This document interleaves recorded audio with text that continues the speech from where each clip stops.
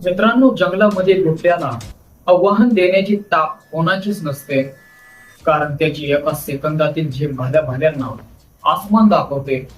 पण आज मी तुम्हाला असा एक व्हिडिओ दाखवणार आहे जिथे एका गरुडाने चक्क बिबट्याच्याच डोक्यावर हात साफ केलाय. हा थरार पाहून तुम्हीही थक्क व्हाल.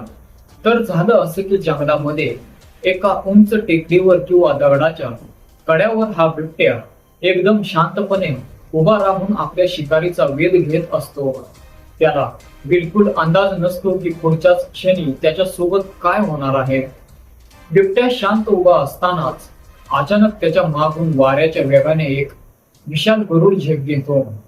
तो गरुड एवढ्या वेगाने येतो की बिबट्याला मागे वळून बघायचाही संधीही मिळत नाही आणि तो गरुड थेट आपल्या पाणपुचीदार पंखांनी किंवा पंजाने बिबट्याच्या डोक्यावर जोरात एक फटका मारून पुढे निघून जातो.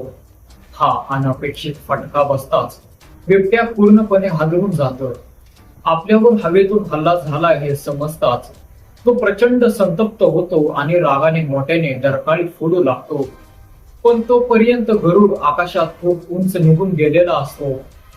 तर मित्रांनो, गरुडाची ही हिंमत पाहून तुम्हाला काय वाटलं कमेंट करून नक्की सांगा.